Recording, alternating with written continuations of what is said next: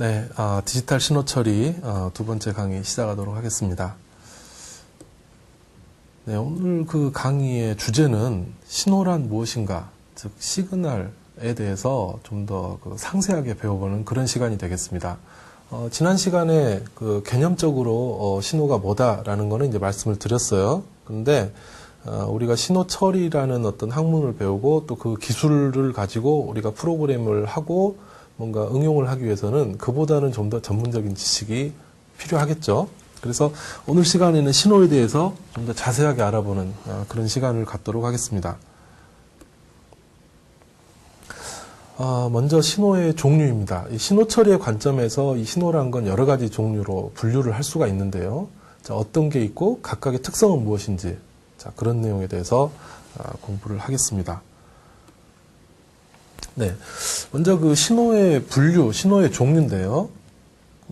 신호 처리에서 관점에서는 크게 연속 신호, 이산 신호, 디지털 신호 이렇게 세 가지 형태로 신호를 분류합니다. 먼저 연속 신호라는 것은 앞서도 말씀드렸듯이 이렇게 신호가 끊이지 않고 계속되는 신호. 앞서서는 이거 보고 아날로그 신호라고 얘기를 했었죠. 네. 사실 이 연속 신호와 아날로그 신호는 같은 의미로 사용되는 그런 단어입니다. 그렇지만 우리가 신호 처리의 관점에서는 이 아날로그 신호라는 말보다는 연속 신호라는 이런 용어를 더 잘 사용을 합니다. 그래서 앞으로는 연속 신호라고 명칭을 쓸 텐데요. 이게 우리가 보통 얘기하는 아날로그 신호를 말하는구나. 네, 그렇게 생각하시면 되겠습니다. 그래서 영어로도 좀 알아놔 주셨으면 좋겠는데, 연속 신호는 Continuous Time Signal입니다. 즉, 시간에 대해서, 타임 신호죠. 시간에 대해서 Continuous, 이건 연속이란 뜻입니다. 끊어지지 않는, 시간에 대해서 끊어지지 않고 변하는 그런 신호다라는 뜻이죠. 그래서 시간에 따라서 연속적으로 값이 변하는 신호라고 정의를 하고, 그 파형은 이 오른쪽에서 보시듯이 이렇게 나타나는 신호가 되겠습니다. 자, 그리고 그 아래로 내려가서 아까 이제 했던 것부터 먼저 한번 보시게요. 디지털 신호가 있습니다. 네, 영어로는 디지털 시그널인데요. 이거 앞서 말씀드렸듯이 1과 0, 이 두 개의 값만 갖는 신호라고 말씀드렸습니다. 그래서 그 파형을 보자면 이렇게 1과 0으로만 나타나는 이런 신호입니다. 자, 새로운 용어가 하나 나왔는데 가운데 있는 이 이산 신호라는 용어가 있습니다. 이산 신호. 이 이산 신호는 이산이라는 거는 떨어져 있다라는 뜻이거든요. 예를 들어 이산 가족 이런 얘기 하지 않습니까? 즉 붙어 있지 않고 떨어져 있다는 뜻이에요. 영어로는 일단 discrete time signal입니다. 네. 이거 물론 영어로도 이제 알아놓으셔야 되고요. discrete time signal인데 이거는 붙어 있지 않고 떨어져 있어요. 근데 떨어져 있는 게 아무렇게나 떨어져 있으면 안 되고 일정한 시간 간격, 이 얘기가 중요합니다. 일정한 시간 간격마다 값을 갖는 신호를 보고 이산 신호라고 얘기를 합니다. 즉, 그 오른쪽에 파형을 보시면 예를 들어서 지금 점이 찍혀져 있는데요. 이 점이 찍혀져 있는 이 순간에서 이 신호가 나타납니다. 그리고 점과 점 사이에는 없어요. 신호가 아무것도 나타나지 않습니다. 이런 형태로 나타나는 그 신호 보고 이산 신호라고 우리가 얘기를 합니다. 다른 예를 들어보자면 이산 신호는요. 예를 들어서 우리가 어느 지역의 온도를 낮 12시에 온도가 몇 도인가 이거를 쭉 1년 동안 재서 그래프로 나타낸다고 해보겠습니다. 그러면 그래프의 처음에 시작은 1월 1일이 될 거고 그래프의 마지막은 12월 31일이 될 겁니다. 그리고 1월 1일부터 이제 온도를 재겠죠? 낮 12시에 재겠죠? 네, 이 정도 됐다고 치고요. 그 다음에 또 1월 2일 날은 온도가 이렇게 됐었고 1월 3일은 이렇게 됐고 어떤 날은 영하로도 내려가고요. 또 한 6월이나 7월 이 정도 되면은 30도, 40도도 가고요. 40도까지는 안 가겠네요. 우리나라에서. 이런 그래프가 쭉 그려질 거예요. 12월 31일까지. 네. 그러면 이거 보면은 X축의 값이 연속되지 않죠. 왜냐하면 하루에 한 번씩 낮 12시에 쟀기 때문에 이렇게 뚝뚝 떨어져 있는 이런 그래프가 나올 겁니다. 즉, 뭐, 여기 오른쪽에 있는 이런 그래프하고 비슷한 형태의 그래프가 나오겠죠?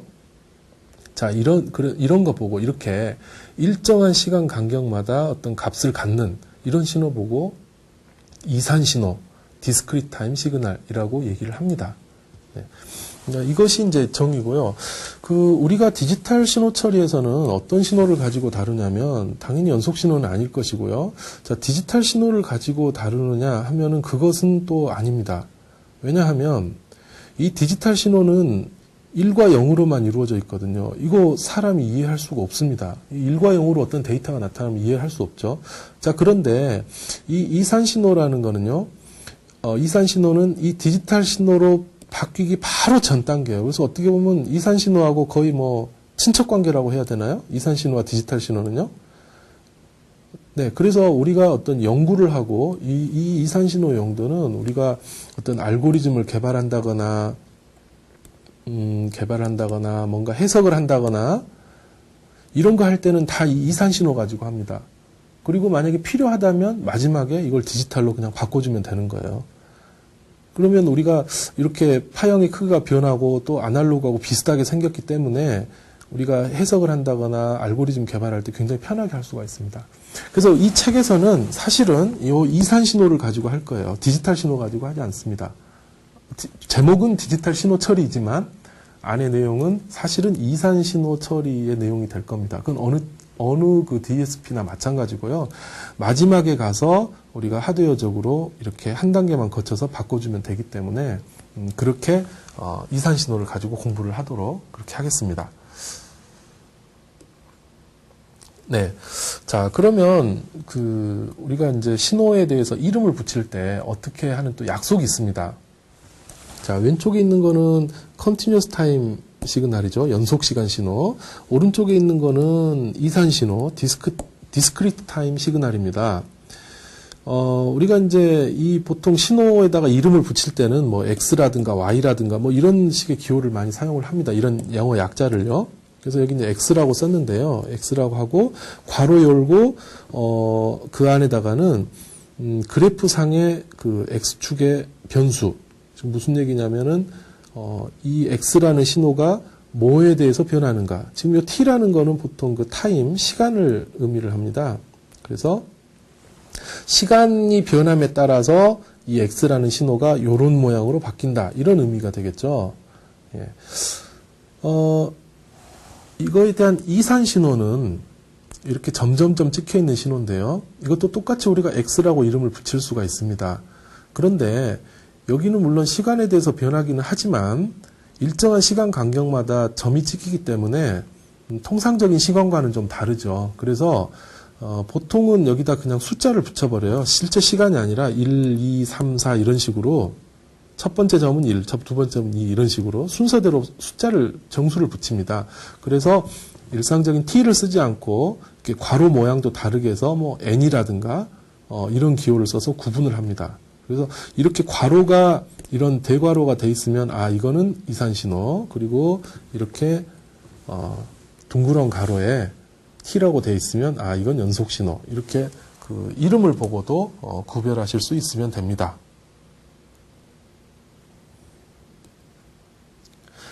네, 이상이 그 신호의 구분이었고요. 그렇다면은 우리가 일상적으로 자주 사용하는 신호, DSP에서 자주 출몰하는 그런 신호가 어떤 것이 있는지 알아보도록 하겠습니다. 네, 제일 처음에 나올 신호는 그 임펄스 신호라고 하는 겁니다. 임펄스.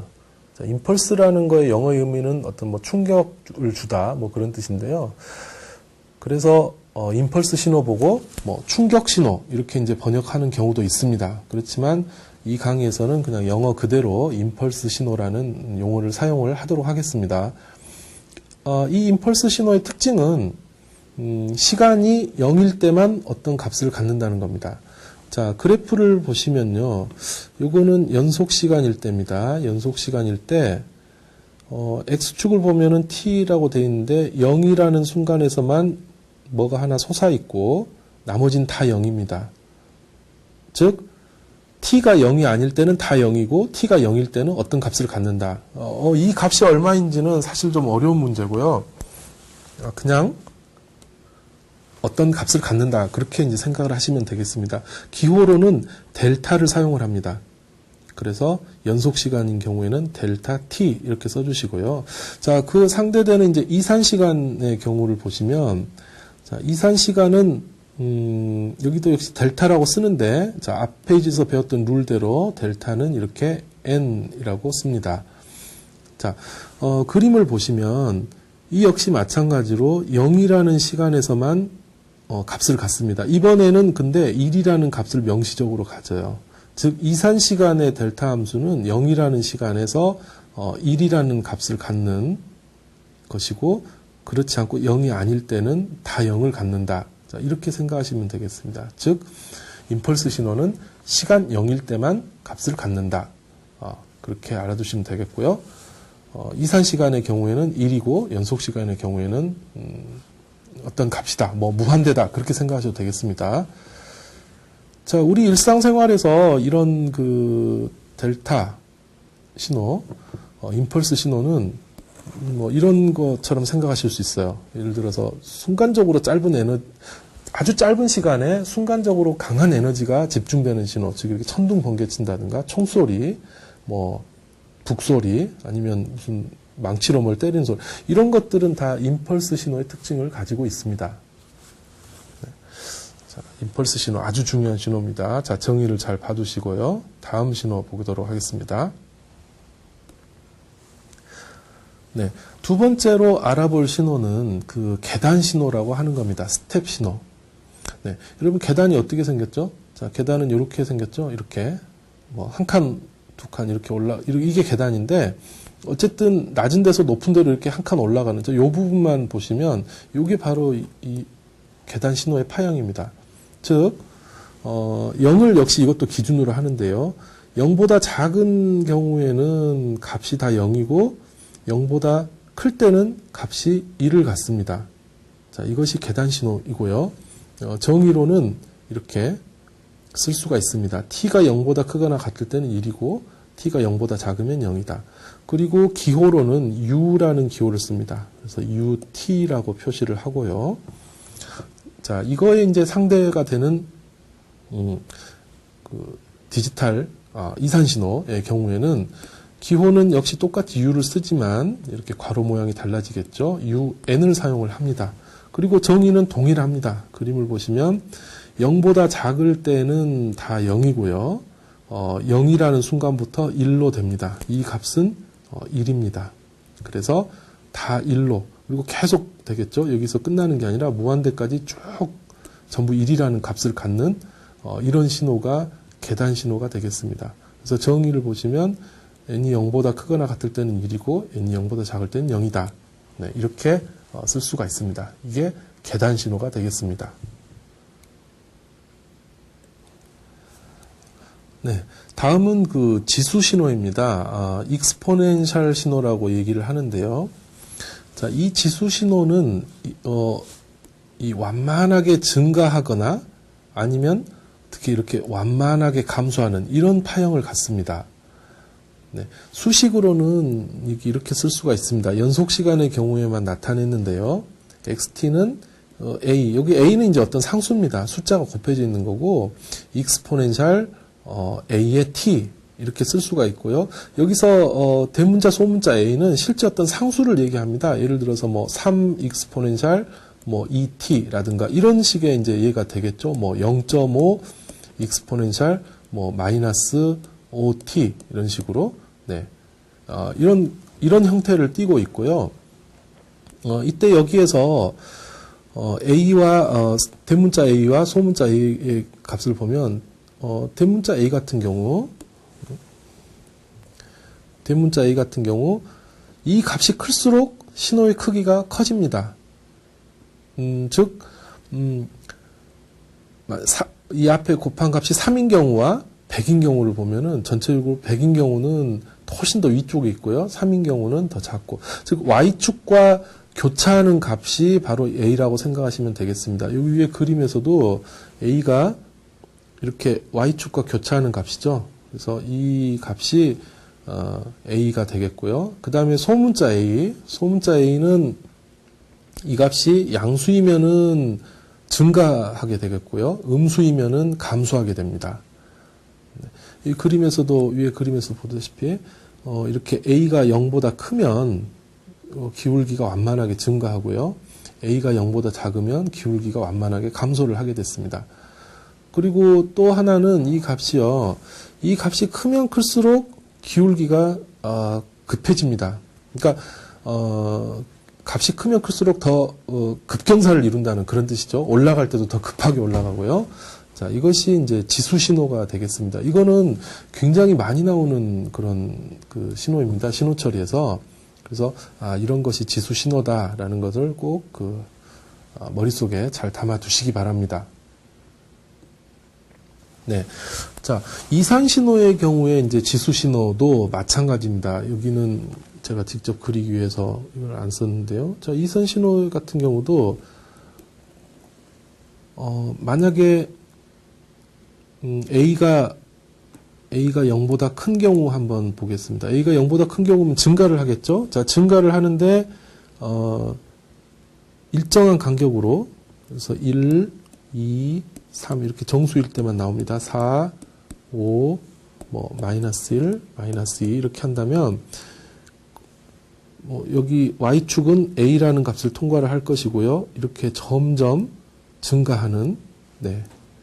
완만하게 증가하는 이런 게 될 겁니다. 그래서 우리가 이렇게 하면은 점만 찍어 놓으면은 보기가 좀 불편하니까 우리가 관례상 이런 식으로 선을 그었습니다. 이렇게 그림 그릴 때는. 그러면 실제로 이 선은 없는 선이지만 보기가 더 편하죠. 네. 그래서 이렇게 완만하게 증가하는, 이렇게 완만하게 이제 점을 제대로 이해해야 되는 잘 못 이었습니다만 이렇게 완만하게 증가하는 이런 신호가 될 것이고, 반대로 A가 0보다 작을 때, 자, A가 0보다 작을 때는 감소해야 되겠죠? 네, 역시 점이, 요 포인트마다 찍히게 될 텐데, Y축에 만나는 점은 A라는 점에서 만나고, 점점 줄어드는, 네, 요런 게 될 겁니다. 이쪽도 있고요. 이렇게 완만하게 줄어드는 이런 게 될 겁니다.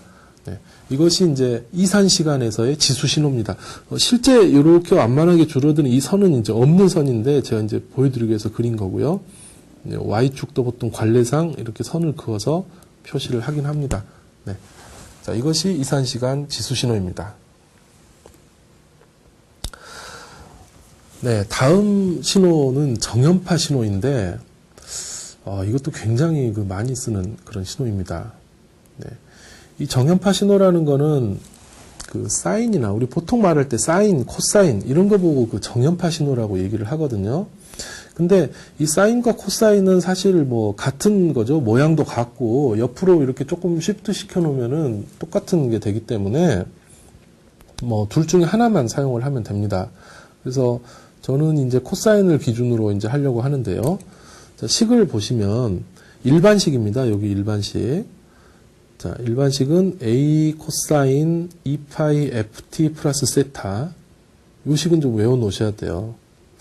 그리고 똑같이 A 코사인 오메가 T 플러스 세타. 이렇게도 합니다. 이게 W가 아니라 오메가입니다. 그리스 문자고요. 이게 둘이 똑같다는 거는 결국 오메가는 2파이 F라는 관계식이 있다는 거죠.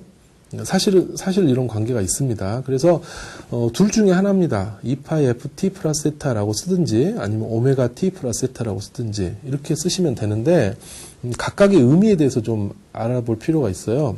여기 아래쪽에 여기 4가지 써놨는데요. 이거 하나씩 살펴보겠습니다. 여기에서 코사인 앞에 붙는 a라는 거는 값은 사인파의 어떤 진폭, 크기를 의미합니다. 그래서 마이너스 a부터 플러스 a까지 요 사이에서 이 사인파가 진동을 하게 돼 있습니다.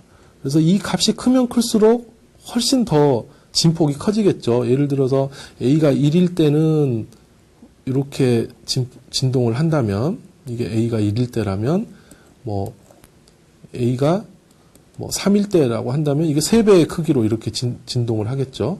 네, 이런 식으로 진폭의 크기를 얘기를 합니다. 다음으로 세타라는 거인데요. 세타. 즉, 요거 말씀드린 겁니다. 요 뒤에 있는 세타요. 자, 이 세타는 우리가 위상이라고 합니다. 위상. 위상이라고 하고 이것은 원점에서 시간적으로 옆으로 얼마만큼 이동됐나 하는 그 정도를 나타냅니다. 즉, 저 세타가 제로라고 한다면 그냥 원래대로 원점에서 시작을 하는데 세타가 어떤 값을 가지면 그만큼 옆으로 빗나가서 시작이 되게 됩니다. 그래서 시간적으로 얼마만큼 빗나갔나 하는 걸 나타내는 것이 위상입니다.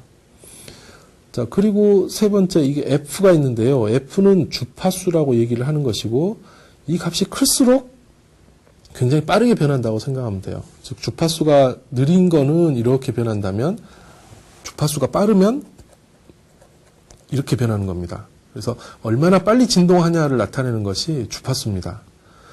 자, 그 다음에, 이 오메가라는 게 있는데, 이 오메가는 이름이 좀 다릅니다. 각주파수라고 얘기를 하고요. 위에서도 말씀드렸듯이 오메가 이퀄 2파이 F라는 관계가 있습니다. 즉 그냥 주파수 F에다가 2파이만큼을 곱한 이거 보고 우리가 각주파수라고 얘기를 하고 왜 굳이 이렇게 주파수가 있는데 각주파수를 정의를 하냐 하면은 뭐 여러 가지 이유가 있습니다만 그냥 가장 심플한 이유만 되면 실제로 우리가 신호철이라든가 이런 데서 항상 이렇게 2파이 F 형태로 그 식이 항상 나옵니다. 그러니까 F만 따로 나오는 경우가 거의 없어요. 항상 세트로 2파이가 앞에 붙거든요. 자, 그래서 이 2파이 F를 오메가라고 별도로 정의를 했다. 뭐 이렇게 생각하셔도 무방합니다. 사실은 뭐 다른 이유도 더 복잡한 이유가 있습니다만은 그거는 뭐 무시하시더라도 그래서 그냥 오메가로 쓰는 게 더 편할 수도 있겠구나. 뭐 그렇게 생각하셔도 되겠습니다. 네. 그 방금 식에서 그 주파수라는 것이 나왔는데 그것과 관련해서 좀 더 알아보겠습니다. 이 주파수라는 거는 영어로는 이제 frequency라고 얘기를 합니다. frequency. 이거의 정의는 1초 동안에 동일한 파형이 몇 번 나왔나. 즉 1초 동안 동일한 파형이 나오는 횟수를 주파수라고 얘기를 합니다. 그리고 단위는 헤르츠라는 단위를 사용을 합니다. 그래서 우리 그 가정에서 사용하는 전기가 60Hz거든요. 60Hz. 이 60Hz의 의미는 1초 동안에 그 동일한 파형이 60회 반복됐다. 이런 의미입니다. 그래서 만약에 뭐 1초 동안에 1000번이 똑같은 게 나왔다. 그럼 그런 경우는 1000Hz라고 우리가 얘기를 하겠죠. 이 1000Hz라는 거의 의미는 똑같은 게 1초에 1000번 나왔구나. 이렇게 생각하시면 됩니다. 간단하죠. 이게 주파수입니다. 자, 이 주파수와 관련해서 이 주기라는 단어도 있는데요. 주기, 피리어드라고 합니다. 이 주기는 파형 한 개의 실제 시간을 얘기를 합니다. 실제 시간. 그래서 단위는 시간이고 실제 시간이니까 초라든가 분이라든가 뭐 몇 시라든가 며칠 이런 것들을 사용을 합니다. 네. 이 주파수와 주기는 이제 어떤 관계가 있느냐? 서로 역수의 관계가 있습니다. 여기서 T라는 거가 이제 주기고요. 주기고 F는 뭐 프리퀀시의 주파수를 얘기를 합니다. 근데 왜 역수 관계냐? 즉 분의 1을 하면 그 서로 나오는데요. 아주 뭐 간단한 얘기죠. 예를 들어서 어떤 신호가 이렇게 있는데 여기서부터 여기까지가 1초라고 하겠습니다. 1초. 근데 1초 동안에 똑같은 파형이 좀 그 그림은 좀 아니지만 5번 나왔다고 가정을 한다면 1초 동안에 5번 나왔으니까 이 신호의 주파수는 5Hz가 되겠죠. 네, 1초에 5번이니까요. 자, 그럼 주기라는 거, 이 파형 한 개, 여기서부터 여기까지 파형 한 개가 실제 시간이 얼마냐 하는 거거든요. 자, 그런데 1초에 5번 나왔으니까 어떻게 하면 되겠습니까? 한 개의 시간이라는 거는 1초에 5번이니까 한 개는 0.2초, 즉 5분의 1초가 되겠죠. 네. 그렇게 보면은 두 개는 서로 역수관계라는 것을 금방 알 수가 있죠. 그래서 T는 F분의 1 또는 F는 T분의 1 이런 식의 관계식이 성립하는 것입니다. 간단한 것 같지만 또 잘 알아두시기 바랍니다.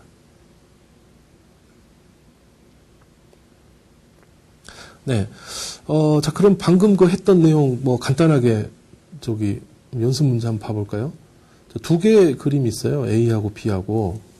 A하고 B가 있는데 진폭하고 주기하고 주파수 이런 거 구하는 거 한번 보겠습니다. 자, 그림이 뭐 손으로 그려서 조금 그렇긴 합니다만은 보시는 데는 문제가 없을 거예요. 자, 일단 A번부터 보겠습니다. A번의 첫 번째 문제. 자, 진폭 구하는 거. 자, 진폭은 그 상하로, 즉 Y축으로 진동하는 값을 얘기하는 것이죠. 그래서 A번 그림 보니까 마이너스 1부터 1 사이를 왔다 갔다 하고 있습니다. 그렇다면 진폭은 그냥 1이라는 걸 알 수 있죠. 마이너스 1부터 1이 아니고 위쪽 양수 쪽의 최대값만 생각하면 됩니다. 이 경우는 진폭은 1입니다. 두 번째 그림하고 같이 볼까요? 두 번째 그림. 자, 진폭 얼마일까요? 아래쪽 B번 그림의 진폭. 네. 뭐 0.8이죠. 네. 0.8입니다. 자, 그럼 이번에는 주기를 한번 보겠습니다. 주기. 자, A번 그림의 주기. 자, 여기 답이 이미 나와 있네요. 파형 한 개에 여기 0.1초, 그 다음에 0.2초, 그 다음에 0.3초니까 파형 한 개가 나오는 시간이 주기죠. 자, 주기 얼마입니까? 네, 주기는 0.1초죠, 초. 네, 0.1초. 네. 아래쪽 거 보겠습니다. 아래쪽 거. 자, 아래쪽 거의 주기. 자, 주기는 얼마일까요?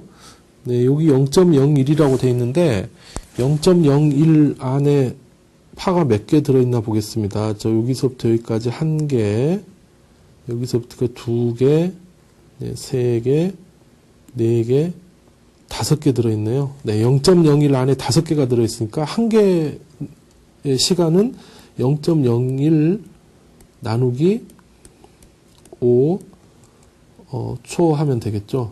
네. 이 값은 0.01 나누기 5 했으니까 뭐 0.002 네, 이렇게 되겠네요. 네, 초죠. 이것도 초. 자, 그 다음에 주파수 한번 보겠습니다. 자, 주파수는 1초 동안에 몇 개 들어가느냐 하는 건데, 우리가 이미 주기를 구했기 때문에, 그거 역수를 취해서 한번 구해 보겠습니다. 주파수 F는 주기분의 1이니까요. 자, 0.1분의 1 하면 되겠죠. 그렇다면 이것은 값은 10이 되고요. 10Hz 이렇게 쓸 수 있겠습니다.